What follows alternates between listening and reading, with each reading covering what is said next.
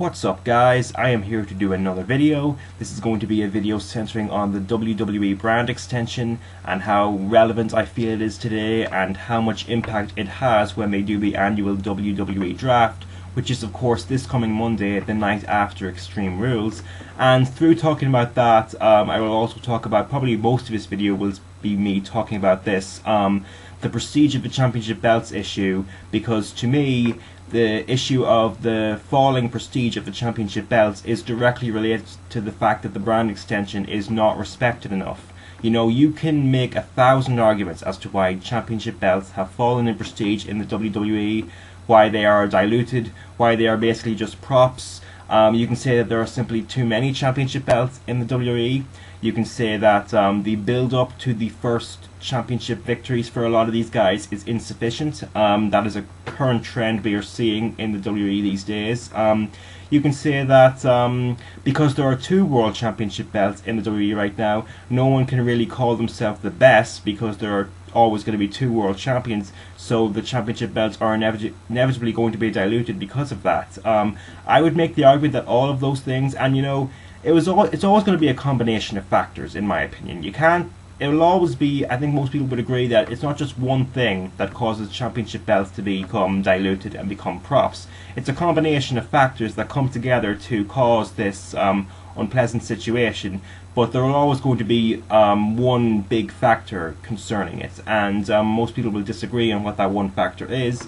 My opinion, the one main factor that will cause these championship belts to become diluted is the fact that the brand extension is not respected enough. The fact that the WWE feels like one company with 2 world titles and a whole bunch of mid-card titles, as opposed to feeling like 2 divisions, each with its own world champion and each with its own set of titles attached to it. It does not feel like 2 divisions, it feels like one company, and that is because the brand extension is not respected enough.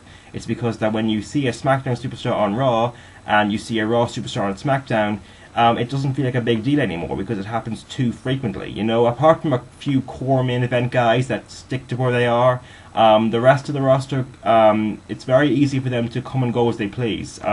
It's almost like a laziness almost. It's like a laziness, except I guess the reason they do it is because of the star power thing. You want the most asses in seats, you need to put as many big stars as you can find on the shows. But that's where the problem comes in. That's where the problem of championship belts come in. That's when it starts to feel like there are too many belts, because the WWE feels like one company with all these titles as opposed to feeling like 2 divisions. You know, the brand extension first came in 2002, and I would say up until 2005, 2006, it was very well respected, and they always gave reasons when superstars would defy the brand extension to an extent. There were 2 things in my mind that really started to dilute the impact of the brand extension. The first was the Raw and SmackDown feud of 2005. You know, after that feud, the whole notion of a rivalry between Raw and SmackDown as to seek out the better brands, basically, to see which one was better, it all kind of died out because that feud had kind of ended the situation. And then in 2006, the second thing that really diluted it to me was the introduction of ECW, because when they brought in ECW, they needed to strengthen that brand as much as they could, so they needed to bring in a lot of big stars from other brands to kind of get as many eyes as possible on that show. That, to me, were the 2 factors that really caused the decline of the brand extension and the introduction of what we have today, which is 2 brands that really just don't have a regular set of superstars, that they are always switching back and forth as they please with no explanation given. You know, that's the other thing. You can have these superstars switch back and forth, but you need to give an actual creative kayfabe reason for doing so. Otherwise, it just feels like laziness to me. And that's the problem. And you know, even they have NXT right now. They have the pro and rookie thing, which is a fine concept. You know, I'm really enjoying NXT for right now. But once you see these superstars on 2 different shows in a week, it's the overexposure element as well, and that is a very big problem when it comes to championship belts.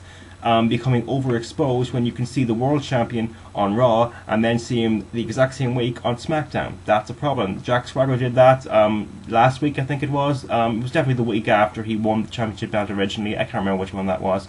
But, you know, Can superstars have meaningful title wins these days? Yes, they can. They still can, despite the fact that there are two brands that aren't respected enough. A good build-up will salvage that. A good build-up can salvage most things, to be honest. If your build-up is good, then your title win will inevitably mean something.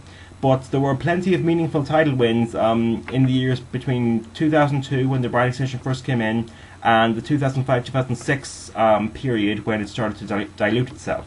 You know, Eddie Guerrero in 2004, at No Way Out 2004, he beat Brock Lesnar, the guy who had been built up as the next big star of the WWE, despite the fact that Eddie Guerrero did not get very well. I wouldn't say very well built up, I'm just going to say his build up was too short. He beat this big star for the WWE Championship at No Way Out. It felt like a big company shift right there, because I never believed up until he actually did it, that Eddie Guerrero had any chance at all of beating Brock Lesnar, which I guess would be a failure of build up to some extent, but it was a big deal when he won that. And then at WrestleMania a month later, when Chris Benoit beat Triple H, the guy who had been carrying Raw on his back for the 2 years prior to this, that felt like a huge deal. You know, and Chris Benoit had been built up so much better than Eddie Guerrero, it felt like a huge deal times 10 when he won the title belt. And then when you saw Chris Benoit and Eddie Guerrero embracing to close off WrestleMania 20, that felt like an entire company shift right there, and that was a big moment. Despite the fact that they were two world champions, it just felt right. And the brand extension did not affect that at all, because it had, for the most part, been respected. You know, when Chris Benoit came to Raw after the Royal Rumble, after winning the Royal Rumble, he gave a reason for coming to Raw. He was able to take advantage of a contractual loophole to come to Raw and challenge Triple H instead of the SmackDown champion at that time. And they gave a reason, and it felt like a big deal when he switched brands. The year after that, when Cena and Batista won, again they were beating two long-term champions. That felt like a big deal. JBL had been the champion for 9 months, and he had dominated SmackDown, so when someone beat him, it was always going to feel like a big deal. Batista, again, the Triple H factor, the fact that Triple H had been ruling Raw. When Batista beat him, it felt like a big deal. The guys were built up, they won their titles. The fact that there were two world championships did not deter them from having a championship celebration that meant something, you know? And then when 2006 came along, in early 2006, you had Edge. Edge, the guy who had been built up since he turned heel in 2004, he won the Money in the Bank, he held it for 10 months, he had a great build up to the championship win, and when he eventually won the title, it felt like a big deal.